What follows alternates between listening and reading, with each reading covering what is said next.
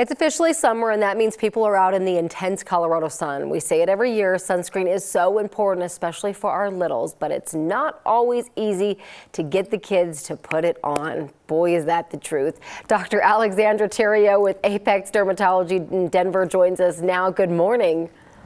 Hi, thanks for having me. I have two littles and they just hate to put it on. So what are some tips to get children into the habit of putting sunscreen on? You know, I'd say for the littles, it's kind of nice to make it a game. So sometimes we'll race each other. Whoever can get it on first wins.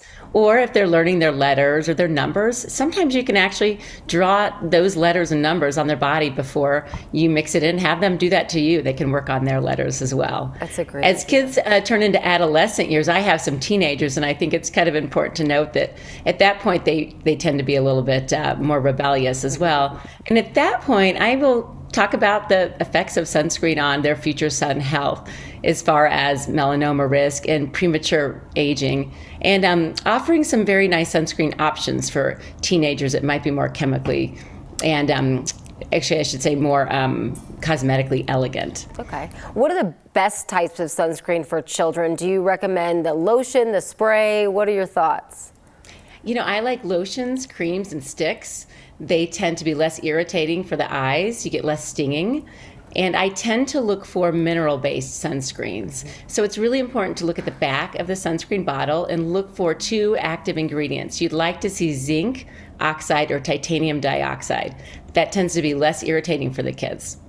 There's a couple ingredients that I know that they say to look out for on the back of sunscreen that's not so great. What are those again? So you'd like to avoid things like oxybenzone and octisanate. Those are known to absorb into our bloodstream, and those you're going to typically see in the chemical sunscreens. Okay. And how do you properly apply sunscreen on kids? You know, usually they're sweating or in the water for hours. How do you make sure that you're applying it right and it's enough? Well, the key is putting it on when they're at home. I think when they're less distracted, it's easier to get them to focus. The rule is actually 9 tablespoons for each application. So 1 tablespoon can be used for the face and the neck, making sure you get behind the ears, and then a tablespoon for the front of the trunk, a tablespoon for the back, a tablespoon for each arm, and 2 tablespoons for each leg. So I tend to say do it before they leave. That's going to save you some time. And then when you're out and about and they're playing or they're getting wet or they're sweating, you definitely want to reapply it. In our summer heat, I would reapply it every hour to every 2 hours. 9 tablespoons sounds like a lot, but I guess it's not when you were breaking it down like that.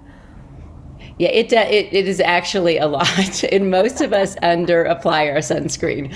So this gets back to looking at SPF. So when you are looking for an SPF factor, you want to at least start at a 30, but I think it's actually fine to go to a 50 because most of us do not apply it in the same manner it's being applied when they are doing these SPF testings. Yeah, that was my next question, because now you're even seeing some that are like 80. I mean, there's some really high numbers, but you're saying minimum is 30.